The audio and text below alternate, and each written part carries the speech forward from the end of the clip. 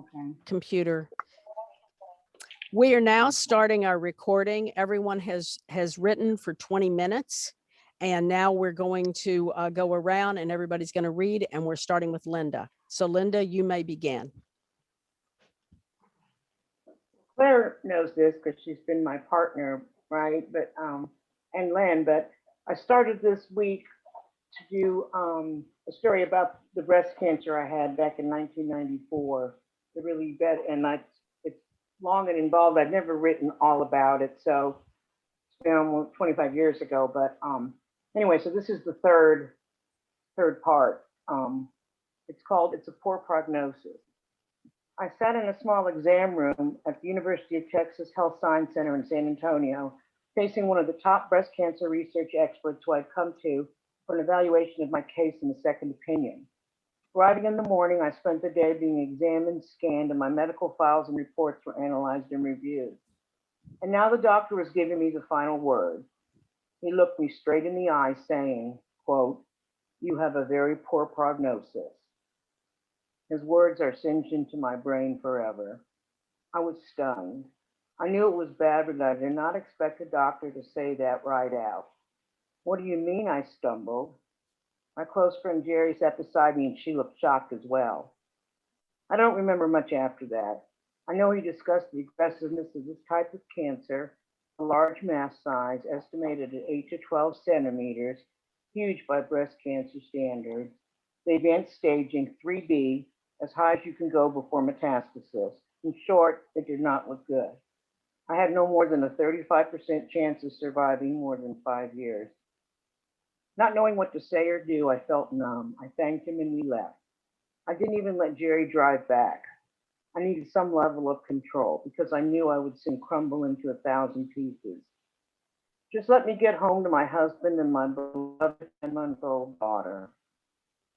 Inflammatory breast cancer is the rarest and worst type. It begins in the skin and spreads throughout the ducts. Signs are quite obvious, which is why the doctor who performed the biopsy just 1 month before knew it was cancer. The most pronounced sign is what is called peau d'orange, or skin of the orange, where the skin stretches such that the pores become pronounced. Yep, I had that. The nipple often changes, check. The breast is red and swollen, mine was. Most often, doctors believe it is infection and prescribe antibiotics, which just allows the mega aggressive cancer to spread even more rapidly. Weeks can make a difference, which is why I started chemo the day after the positive biopsy. My oncologist and surgeon, though, both assured me we would fight this with everything we had. And I was determined to live, to raise my daughter, who we had had after years of infertility. That was my primary fear, really my only one. I could not leave my daughter. All I could think of was that if I died early, she would not even know me. That thought pervaded everything. She was not even a year old. And then to have this noted researcher basically tell me I was going to die. From that point forward, I cried every single night. I'd never felt such sorrow, such loss, such fear. I tried to stifle it so as not to wake my husband. At night, I would hold Hallie while she slept, rocking her in the chair for hours, weeping. Her birthday was coming up in February. I timed the mastectomy surgery for right after her one-year party, with just a few friends and their infants along. Then my mother arrived. She was there when Hallie was born, and who would have thought she would have to be back so soon? And for this. And that 20 minutes was up, so now we'll have to move to part 4. I have to tell you, this is really a tearjerker. It is really, I am so appreciative that you're writing this. I don't, and I wrote you last night. I'm sorry, my dog. I hope my dog's not ruining this, but I have not talked to, and I've known a lot of people who've had breast cancer. I've never talked to anyone who's survived such a terrible diagnosis. And so for you to be able to share that is really, really special and important. It's beyond special, it's important. And so I hope that you will keep writing this and potentially with the idea that you are going to figure out how to get this out in the world. Okay, this is super important stuff. Okay. So, and you are detailing it People don't know about inflammatory No, no, they don't. And I Okay, well, really, really believe you need to share this. You're doing a beautiful job so you know, far. Just, I want to just, you know, this was 1994, and I was the first person of anybody I knew to get breast cancer. I just turned 40, and nobody had breast cancer, and it freaked everybody out. Now it's kind of like disease du jour. You know, I mean, I hate to say that, but it's yeah, we all know lots of people back yes, then, and there was no internet, mind you, and there was right. nothing. So Mhm. Yeah, it was a really scary time, and I'd never heard of it. So yeah, since I'm involved with an organization, I mean, I've done as much as I can, and I try to get the word out, and okay, good, because good. people, like They you need said, to know. a lot And of people do get, they need some hope. They need some hope with this story. and it's Um, also a miracle. It's miraculous and all of that, mhm, so that I did survive. So yeah. I'll Uh, write who more is about that in a who little is bit more. Linda's partner this week? Claire? I am. So go ahead, you give your feedback first, because this would be the feedback you would be giving if you were writing. Well, Linda, I've been following your story and I just want to say I'm thankful that you're a survivor. Um, the the way the doctor dropped that bomb on you is just unbelievable. And I can't even imagine going through what you went through. And the writing was superb. I especially was touched by what you said about rocking your daughter to sleep. Mhm, mhm. And it seems to me like something that any mother would really do in that situation. Mhm. So, Okay, thank you, Claire. Mhm. Are there other people who would like to Right. comment? Well, I was just going to say exactly the same thing, that you took us along the ride with you as a mother. What mother can't relate to what you were saying? Mhm. I also wanted to ask you, what's your daughter's name? Hallie, Sally? Hallie, Hallie. Rhymes with Sally, but has an H at the That's my beginning. daughter. That's my daughter's name. Oh, Hallie, Yeah, really? EY. It's an old-fashioned name that's come back now. And are you from Texas, No, Rosemary? from Canada, but she was born in the year of Halley's Comet, 86. mhm. Oh, hers is spelled Halley. Yeah, mine is Halley. There's a very famous West Texas ranch woman out by the Big Bend named Hallie Stillwell. And she's actually named after my grandmother Hedwig, but we're not going to name her Hedwig. Well, So congratulations being the miracle. It's also Mhm. obviously a very heartwarming story because you're reading this and you're alive, and this was a long time ago. Yes. So it's just really powerful. Mhm, she's 27 now. So yeah, Yeah. I was able to raise her. Yeah, mhm, thanks. mhm. Anybody else want to jump in real fast? It's Yes. such a moving story, Linda, and the fact that you battled, you had fertility problems, and then you finally got this beautiful daughter who gave you the will to live. And I want to believe that that was a big Mhm. part in your recovery. I think the doctor was just incredibly cruel, but here you are today, and good on you. It was a very touching story. Thank you for sharing it. Mhm, Thanks. mhm. My oncologist here in Austin was furious, by the way. I think he called down there. Mm. He was Mhm. upset. Mhm. Yeah, that was tough. That was called tough talk there, for sure. Okay, thank you, Linda. It was awful. Yeah. Who would like to go next? Thanks. Thanks for listening. Mhm. Who would like to read? Okay, ladies, I'll you're all go. gonna do it, so jump in there. Okay, Joanne, go on. And even if it's awful, I still want you to read, okay? Because that's part of what I want to talk about today after. So don't worry about it. Don't be sitting there thinking, oh, it's not good enough to read for today. Okay, don't do that. All right, go ahead, Joanne. Okay. One of 8 children, Christmas was a big event in our family. When, can't read my writing, sorry. Even as adults, it's still important for us to be together as a family. But each of my siblings had children of their own. And by the age of 37, it had become rather awkward and uncomfortable for me to be the spinster of the family. I had begun to feel a little foreign, but I knew there were others who felt this way too. I worked for a university at the time where I was well aware that once classes ended for Christmas break, the residences quickly emptied, leaving only the foreign students for whom it was not practical to go home. For them, it was a quiet time, a lonely time. It was for these students that Christmas camp, quote unquote, was developed. It wasn't really a camp at all, but a 10-day program for overseas students held at a very comfortable lodge in Northern Ontario. It offered games, crafts, winter sports, music, entertainment, food, festivities, and most of all, community over the holiday period. For many, it was their first introduction to this thing called Christmas, and for some, the first real experience of playing in the snow. One of the students, a mature student from China, had just completed his MBA and was starting. This was his first experience of Christmas, and he took very well to the winter sports. But when it came to social groups, he was shy and reserved. Seeing him alone near the fireplace one night, I decided to ask him how he was enjoying the experience. Now, I've always been a curious sort, and I'm a sucker for a story. I guess that makes me a good listener. Soon I learned the reason for his apparent timidity. He had been the victim of the Red Guard during the Cultural Revolution in China and had repeatedly been persecuted because his parents were so-called intellectuals. The Red Guard could enter his home at any time, and they frequently did, removing anything they wanted. In fact, they took everything he valued, books, games, and even photo albums. As a result, he generally kept people at a distance. But it seemed like a good listener was just what he needed to bring him out. And he had so many stories to tell.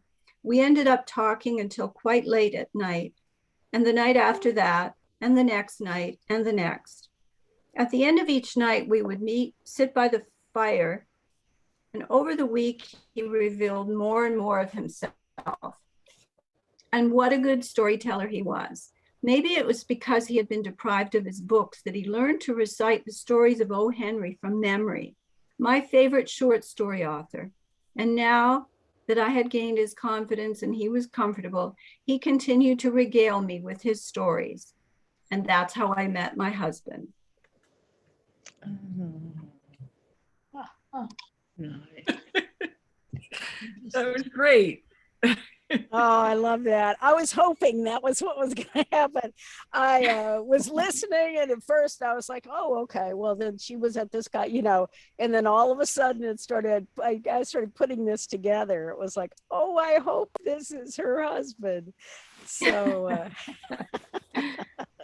very nice. That was, as soon as you started talking about his parents being intellectuals and the Red Guard, I went, aha, I think I know something about this person.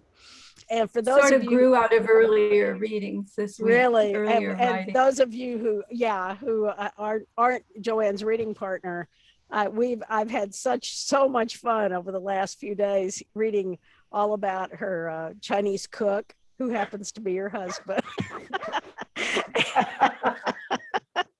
And all about the Chinese etiquette that I had no idea. I mean, it's been really educational, but also really fun to read it. So thank you for that, Joanne. I really enjoyed that. I'm very happy that you wrote about that. Now, who is your partner, Joanne? Who's your normal reading partner? Rosemary. Okay, Rosemary. Rosemary, you want to go ahead and comment first? Then? Yeah, so that's why I clapped. Because I was taken in by the story anyway. The word spinster is such an old-fashioned word, but it says so much, and it's got so many associations with it. And then the Christmas camp, I thought it was going to be like the Christmas camp because that was fascinating, a Christmas camp. Isn't that interesting? So you really had me drawn in. And then as soon as you said the guy that was alone was Chinese, I thought, oh man, this is how she met her husband. And it was really interesting. So I loved it. It was absolutely great. Thank you very much. Thank you. Would other people like to comment?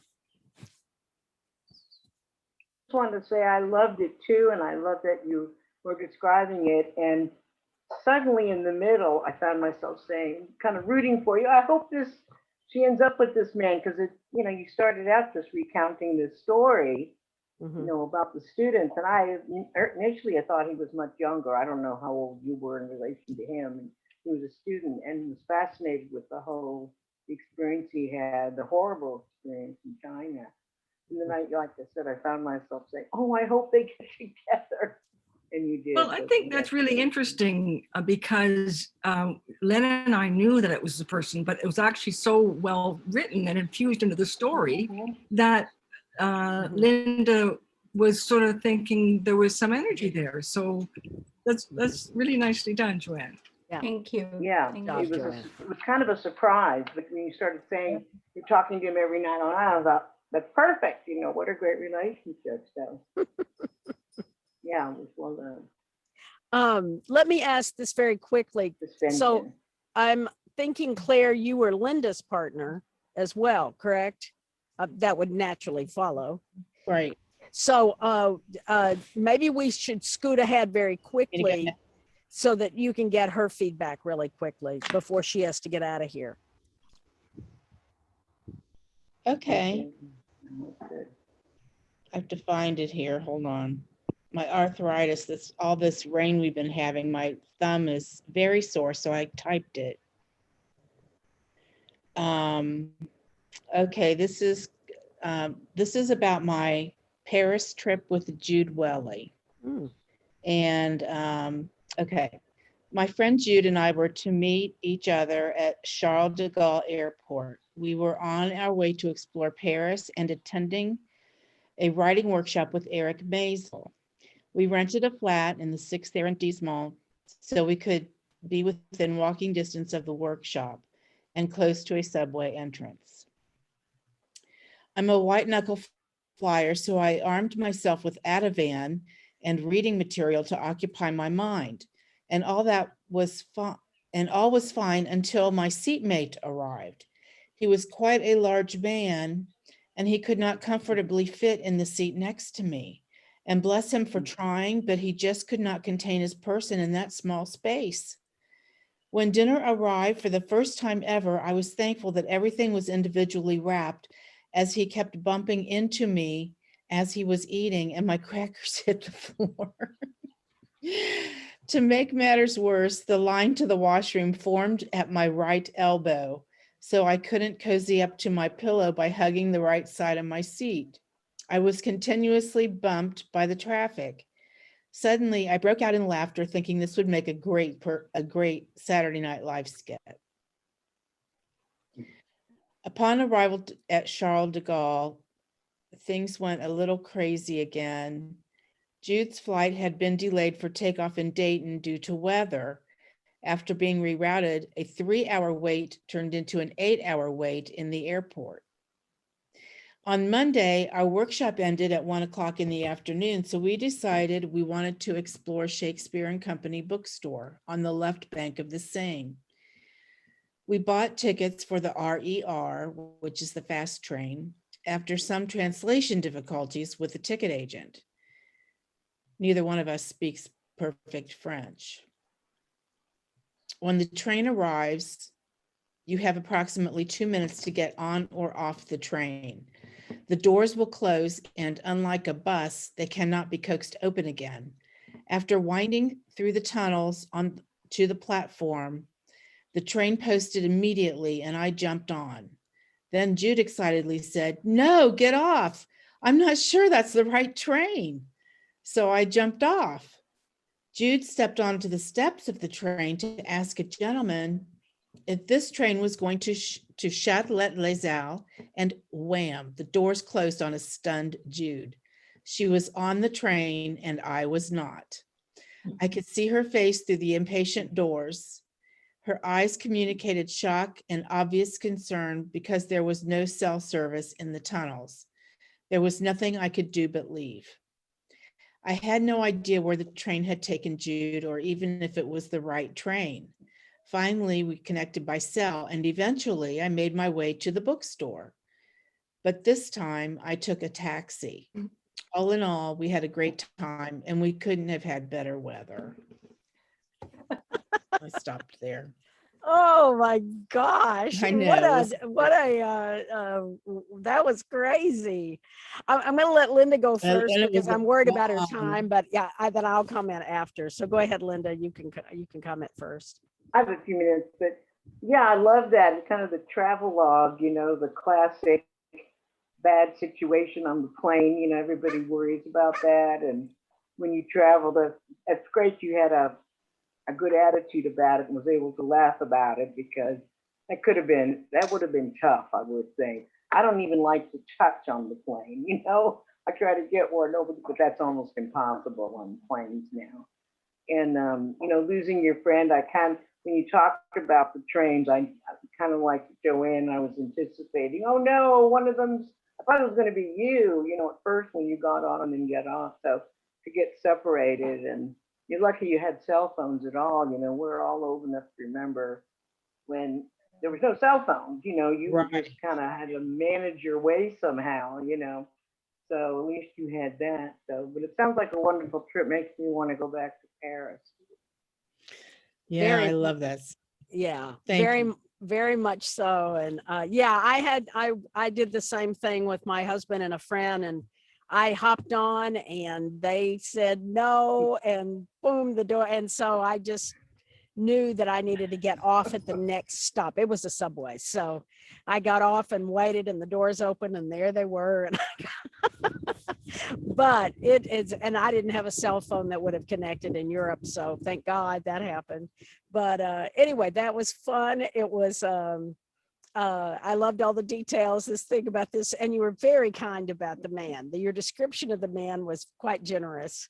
And I thought that was funny, that and speaks to your personality, that you would start laughing because you started thinking about it being a Saturday Night Live episode, which it probably would have been hilariously funny on Saturday Night But Live. yeah, I look at everything like that as writing material, and Mhm, mhm. Well, that's great writing material. And anyway, so I really enjoyed it. That And part was so fun. is that Rosemary? Are you But then I was talking? going to say that part was so fun and interesting that could have been the. I was just saying that part was so fun and interesting. It could have been a story in itself, with the punchline being, "I'm in a Saturday Night Live skit." Yeah, It's exactly. great. Yeah. It was, yeah, you could build a whole story. You could have one whole story just about that. And I mean, you actually have about 4 stories there, because each one of that, I want to know what you did for 8 hours in that airport. I mean, you have a lot of things to cover. oh And, my that was golly. you had a lot going Oh my on there.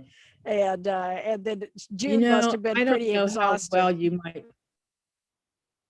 Oh, she was dead, and then we had to drag our luggage about 3 miles on uneven terrain to get to where we were going for the first night. Oh, wow. Mhm.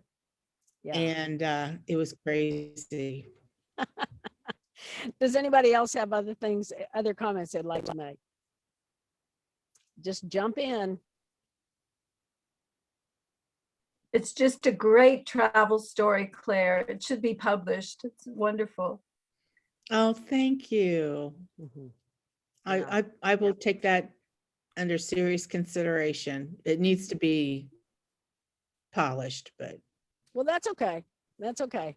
This was a first draft. I mean, obviously, you just wrote it right this second. That you don't need to write polished prose right out of the gate. That's okay. But that was fun.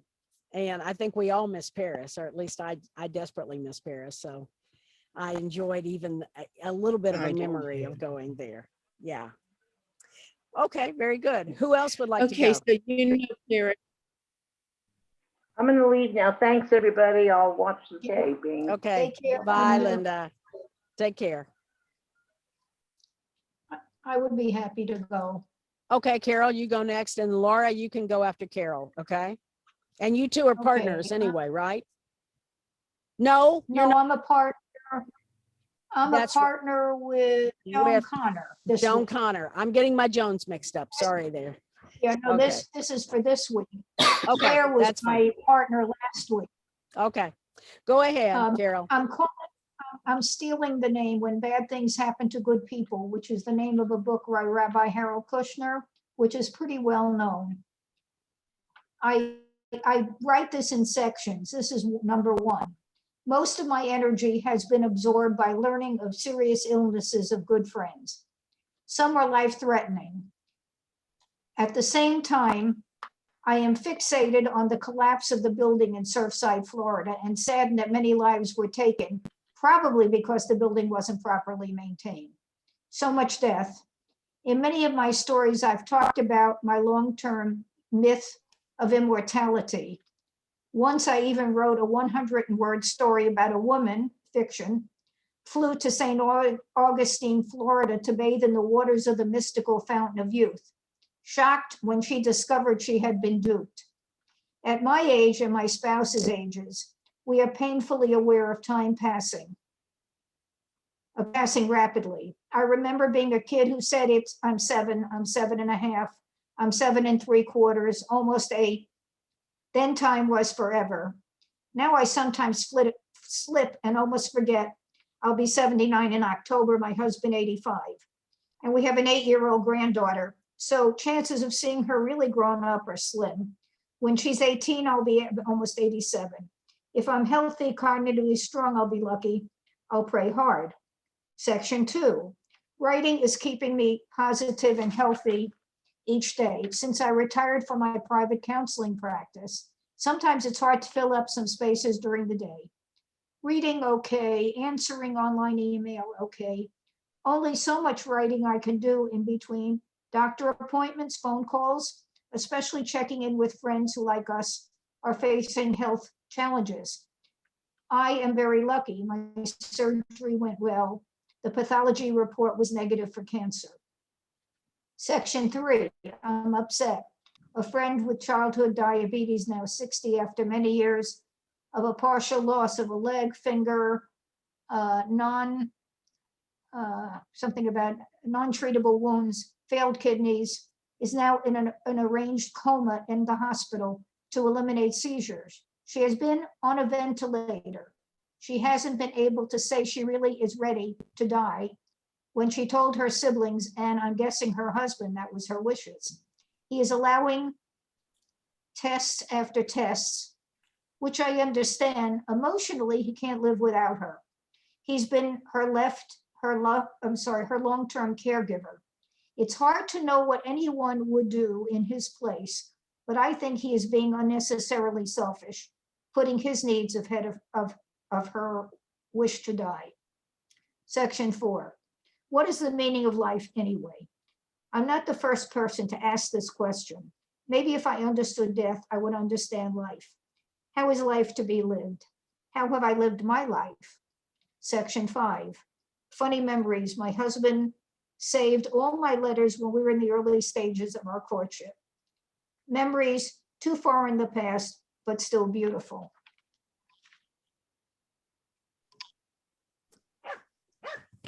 Well, there's my dog. My dog is commenting right there. That's my Cordy. My Corgi. Len, I know you know a lot of this. I do, and just 1 second. I have to yell at my dog. Cordelia, no. Sorry. Anyway, is that how you respond to some of our writings that you don't like? No. I've been very touched. I love it. I've been very touched with your writing the last few days. Of course, I can tell from your writing what a wonderful therapist you have been in your life, because you are so connected to people and their pain. And it really comes through in your writing, and I'm deeply touched by it. And also this contemplation of dying and, what that means. And I appreciate that you're willing to talk about that. That's always a subject people like to skirt around. And I think it's something that's important for us to get comfortable discussing and feeling okay about talking about our fears about it. And,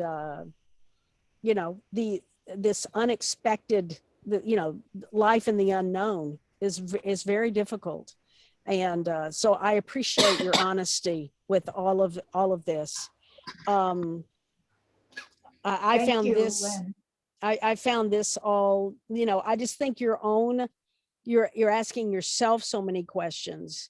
And I have no answers, but I do appreciate that you're asking those questions because it gives me the permission to do the same. So thank you you. for that. And Joan, you are Carol's this week partner, so you get to go next. This week. Yeah, we've had a little bit of a bumpy start because Mhm. she wants to do email and I didn't know that, and then I didn't have Wi-Fi. Mhm. But Carol, can I ask you to read the section 5? It was very short. I think my Wi-Fi might be breaking up, Okay, but I this wanted is your a, 5. right, this is a total change of tone. Funny memories. My husband saved all my letters when we were in the early stages of courtship. Memories too far in the past, but still beautiful. I discovered these letters we were cleaning out a box. I'm sure many of you had the clean out the box discoveries. And I found every one of the letters and cards and things that I had sent him. Yeah. Were you able to hear me okay, Joan? Yeah, I missed that. Yeah, that's Okay, that thank you was for fun. asking. You know what I really liked? I'm gonna maybe try to write this way, Carol, because I really liked when you did section 1, section 2, because what I did every time you said that, I would refocus, like the topic, and I kind of took notes, and I would like, if I could, to go back and reread it and see how her sections flowed from one to the next. But that was so, I mean, here you're going from, the dark side of death and questions about immortality to a box of letters. I'd be glad to put it, memory. I'd be glad to put this, put it on the computer for you, Joan. Well, that'd be great if you just email it to me. I don't know. I'm going to ask a question now and then I'll be quiet. Do you access my writings in my files, or do you want me to email them to you? I think we found that emails usually worked better Okay. from the problems we had the first week. If you're okay, if you can manage that. Oh, I can email, no problem at all. Okay. Okay. And And then- it was and great. what- It was, yeah. Thank you for your Uh, feedback. And then what I will do and is I really identified. Yeah, we'll email. We'll just email back and forth. I really Okay. identified because my husband was my current husband was married for 45 years, and then he was a long-term caregiver. And I'm always asking questions about how he felt and how he handled the death, which was kind of, he wasn't with her at the time, and I'm often, I talk about death a lot. I don't want to avoid it, Mhm. it's going to happen. Yeah. Thank You- you. Damned You if I know- do and damned if I don't. Yeah. One thing, and I I'm- like to discuss Okay. it. And Yeah.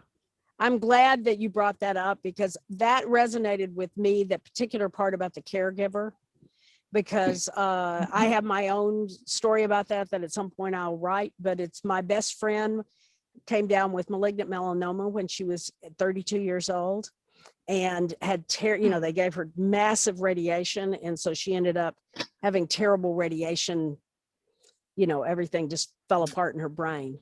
And her partner kept her alive for a very long time, even though she had begged me and him that the minute she didn't have quality of life, to let her go. And the doctors all said she won't die of this, but she'll die of cold. I mean, she'll die of complications. And it was really painful to watch that.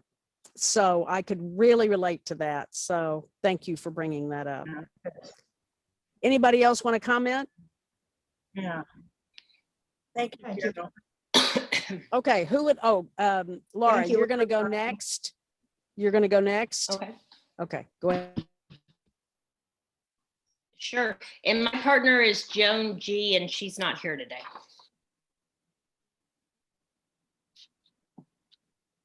You want me to start? Lynn, I think you're muted. Okay, I'll start. Okay. Writings within writings within writings. Alternate title, Thoughts of Unicorns and Rainbows. Alternate title, Musings on a Wednesday Afternoon. Below is an attempt for me to be funny. I'm kind of making fun of myself, making fun of my writing. I'm not sure if this is going to work or not. So I just found out in my writing class that nobody wants to hear my musings on a Sunday afternoon. What? Why not? That's my favorite genre. In fact, that's all I really write. Thank goodness today is Wednesday. Surely musings on a Wednesday afternoon are okay. And what a prompt I was given. Listen to this one. Prompt.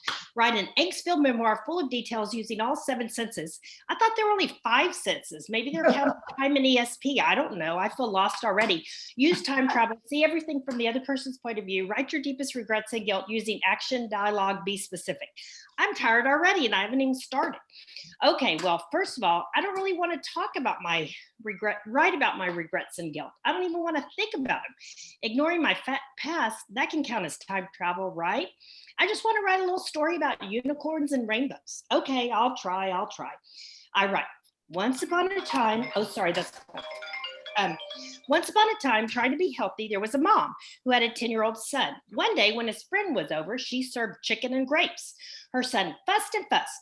He was so mad that all the other mothers, in fact, every other mother on the entire planet, every mother in the whole universe, ooh, this can count as science fiction, right?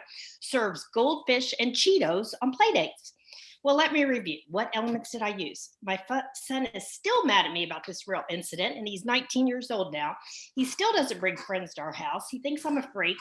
Now at age 19, he likes to cuss at me, something my father never did.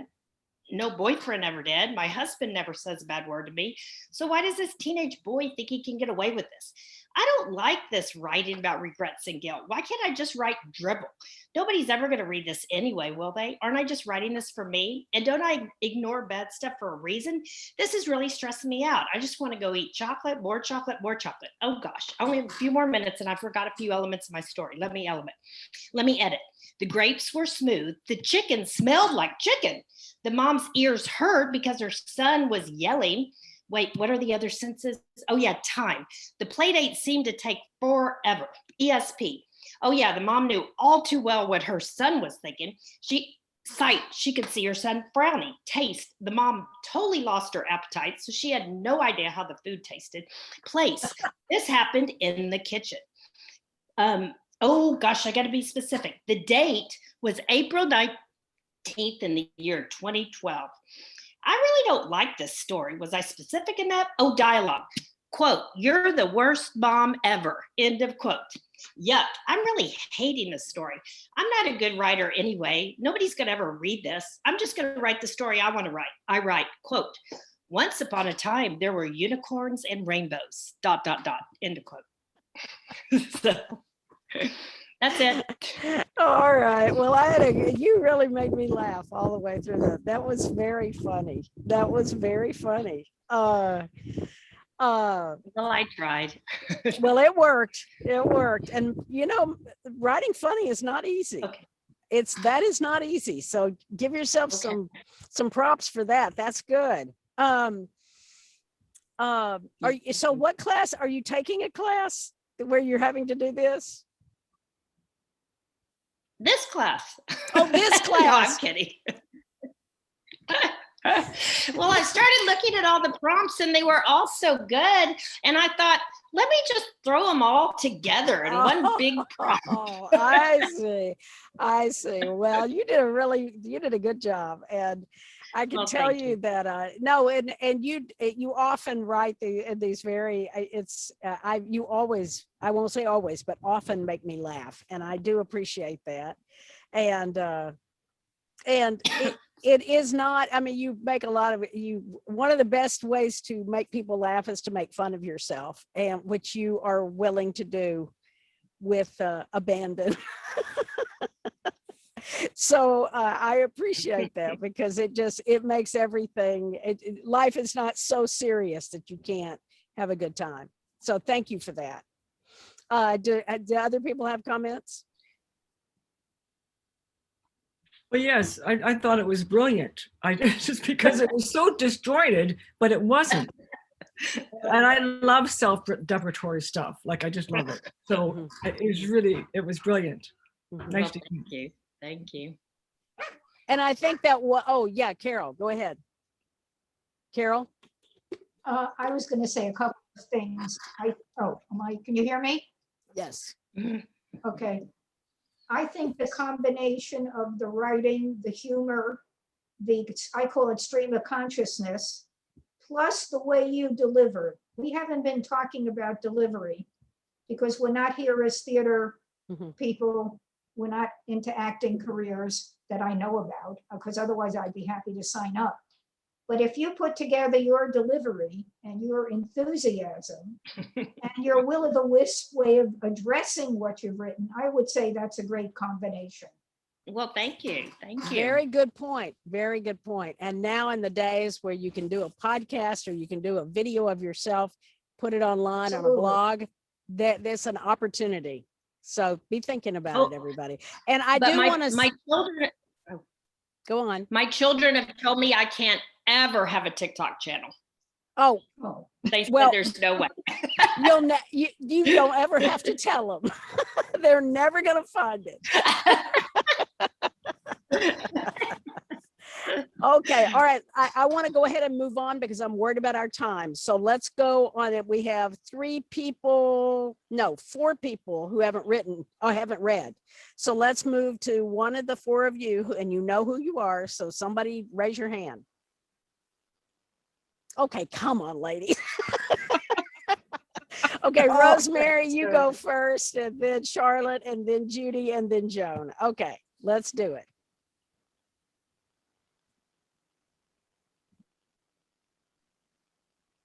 You're on mute. Can you hear me? Can you hear me? Now we can. This is called Unmasked. Tomorrow is July 1st. That's Canada Day, sort of an equivalent to the US Independence Day. But here in British Columbia, Canada, we are entering into phase 3 of our COVID recovery plan. Did you hear me? That's phase 3 of our COVID recovery plan. Do you know what that means? It means we can disrobe. Disrobe, you say? Yes. Disrobe. Take off our masks. It has been 16 months since we've had to wear masks going out anywhere. A quick peek at Wikipedia, which is really quick, tells me that the first masks were used for rituals and ceremonies, and the oldest one found is from 7000 BC. And over the centuries, masks have been used for rituals, ceremonies, hunting, feasts, wars, theater, fashion, sports, protective, or occupational purposes. Ding, ding, ding, ding, ding. COVID masks are used for protective purposes. I got so used to wearing these blankety blank minuses that part of me is going to miss them. I can't believe I'm saying that. They are such a bother. There's a lot going on around my ears. Earrings, can't go out without earrings that don't match my outfit. Hearing aids, can't go out without my hearing aids. What's that you say, dearie? As an aside, it gets very noisy around my ears as I fiddle to put the 2 masks on that I wear. Yes, 2 masks. One fancy that matches my outfit, and one of those ugly disposable ones. I do this for 2 reasons: for protection, and so I can still wear lipstick underneath. Yes, I wear lipstick underneath. Sometimes you have to take off your mask to sip your Starbucks or to breathe, perhaps. What a concept. And I would not want to be seen without my matching lipstick. Now that's another story. So speaking of matching, I put thought and energy into my outfits every day, even though I don't go very far. And I make sure that my masks complement my clothes. I have some masks that are so fancy, I build an entire outfit around them, like a new pair of Jimmy Choo shoes. I have dozens of masks, and some even have a scent like lavender. Actually, they're actually starting a COVID museum, and I'm going to offer them my collection of masks. There.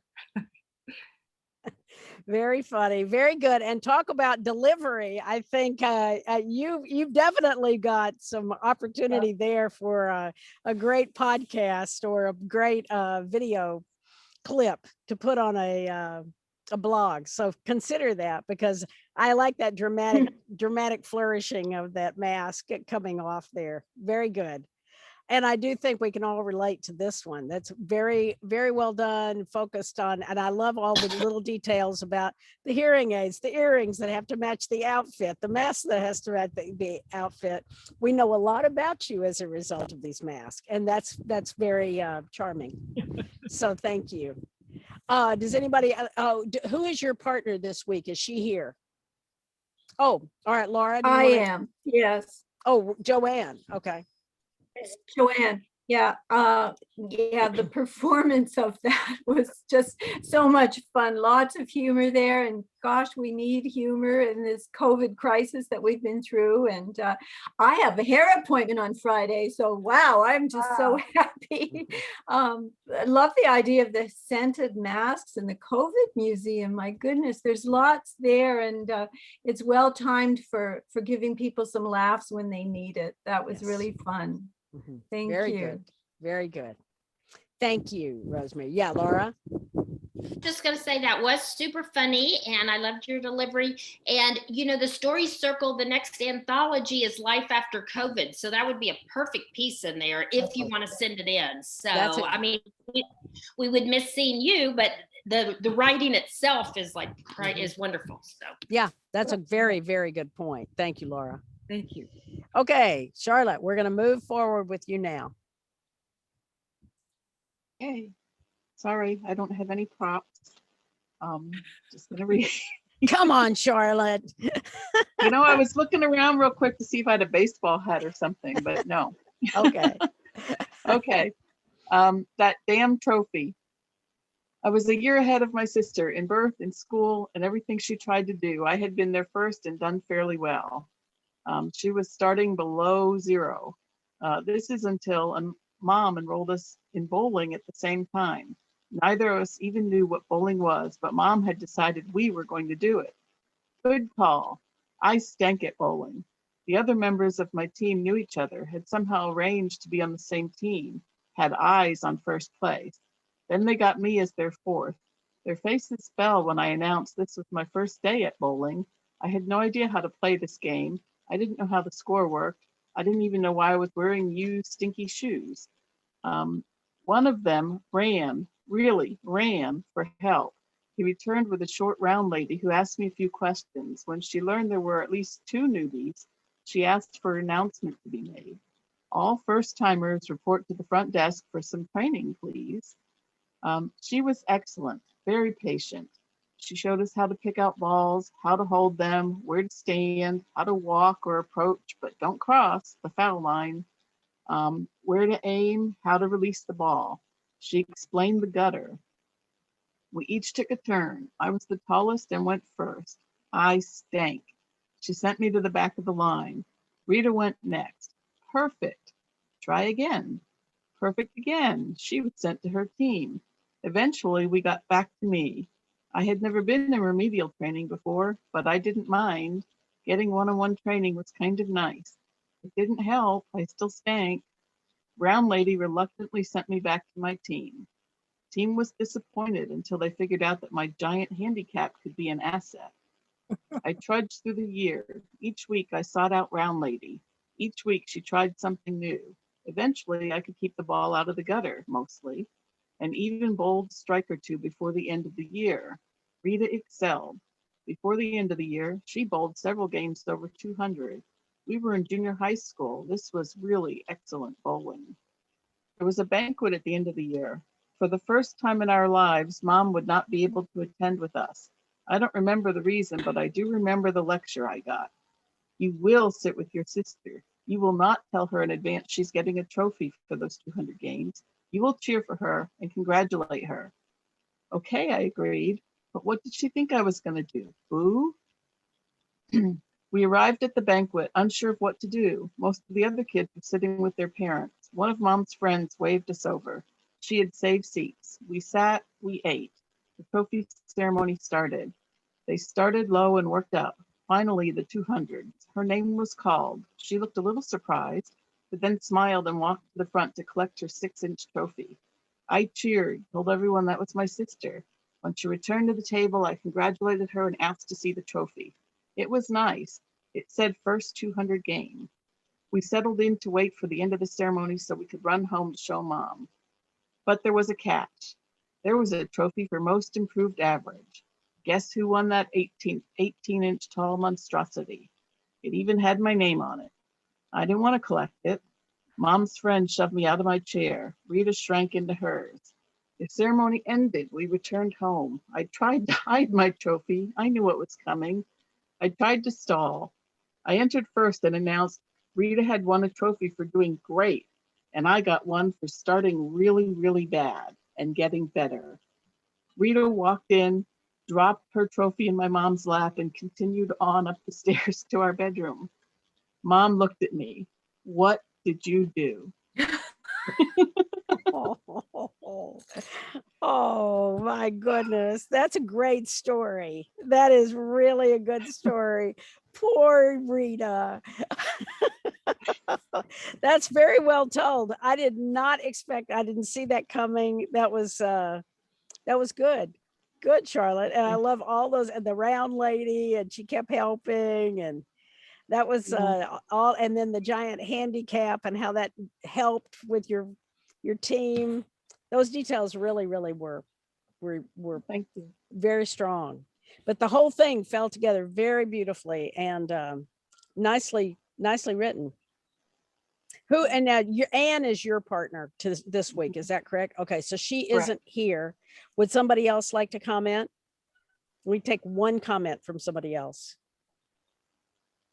Well, I'm Ann's other partner. Oh, so there we that go. sort of connects us. That does connect you. Go ahead, Judy think. Mitten. Mhm. Go ahead. Yeah, Charlotte, great story, well told. You really built on everything, you know, one after the other. You even had some, I think there was some dialogue there from your mom and all, and I think that worked very well. I couldn't bowl either, so I So you could relate. yeah, I could relate. Okay. Very good. Very good, Charlotte. Enjoyed Thank you. that. Judy, go ahead and take it away. Okay. Several days before Lincoln's birthday, does anyone recognize February 12th anymore? Our second grade teacher, Miss Beach, handed out mimeographed sheets with a line drawing of a young Abe chopping wood. Coloring these in would be what passed for art class in those days. Miss Beach, or as I would later refer to her when I was older, Miss Bitch, used this busy work to take a break from us kids. Okay, so I started with the log and the axe handle and crayoned them brown.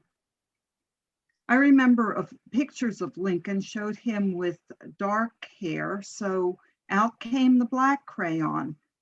And since his feet were near the brown log, black was used for his shoes too. Of the colors left in the 8-pack we each had, blue was the most appropriate for his pants. In the 1950s, men dressed very conservatively. So I ruled out yellow, purple, and red for his shirt. That left the only choice is green. I did a nice job coloring, even if I strayed over the lines a little here and there. When Miss B collected all the artwork, she looked at mine and said with a scathing tone, "Don't you know blue and green do not go together?" My heart sank. She clearly didn't understand my careful logic. And don't green trees stand next to blue sky? Oh well, in the next week, I would have another chance with a picture of Washington crossing the Delaware. I won't use green. And I still don't like green till this day. Oh, Well, I do agree that she was Miss B over there. I'm not impressed with her as a teacher. And yes, I think your story, your question of doesn't green go against the blue sky is a perfect example of how they go together. That's actually a very sweet and story of just, and so painstaking with the black and the brown. And that I love your point about the 8-pack, you know, that the 8-pack of this, you know, so you didn't have the whole 32-pack, you had your 8-pack to work with. I love that. Those little tiny details made a big difference in the story. And I loved how you worked it all out in your mind. And so when it came to her reaction, it just makes the reader despise her more. So anyway, good job. I really enjoyed that story. Very, very, very well told. Yeah, Carol.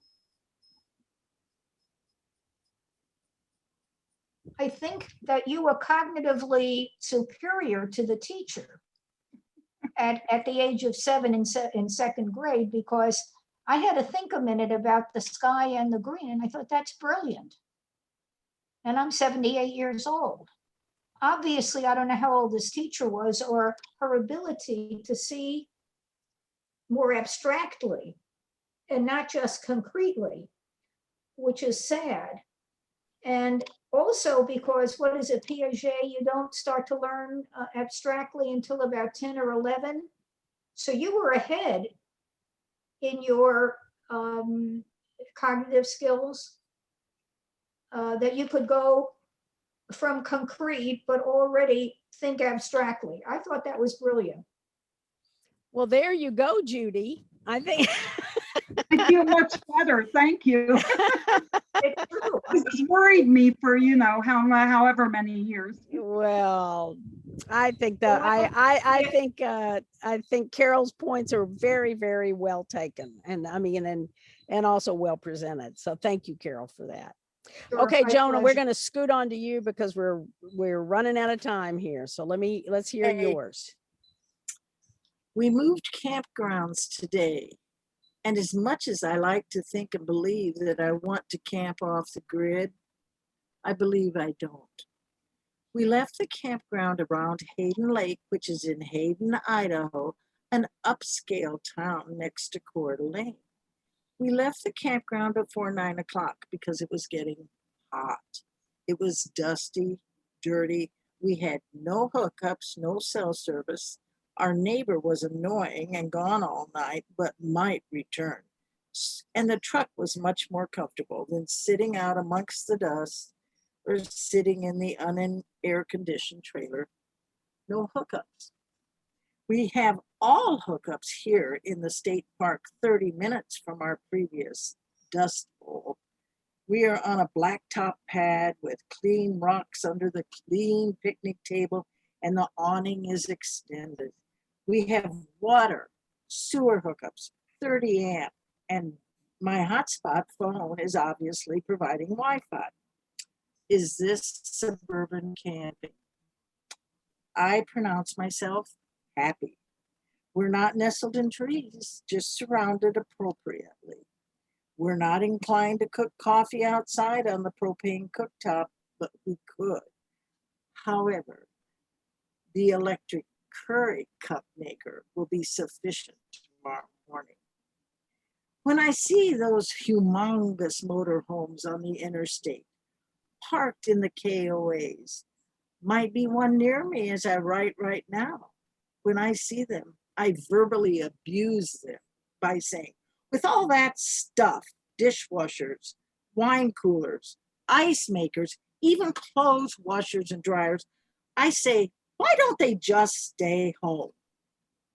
Joan, with your curry coffee maker, your 3-burner cooktop, your gleaming stainless toaster, your flushing toilet, your electric awning, 2 recliners, a farmhouse sink with a spray spigot. Why don't you just stay home? However, my scenery always changes. I can move and escape from annoying neighbors. I can be unplugged for a day or two. I can say, yes, I've been there, sort of. I've been there camped out, sort of. But guess what I do have? I have a tent, a blow-up mattress, an inflatable kayak, a propane grill. All of this can go in my truck bed so I can really go camping.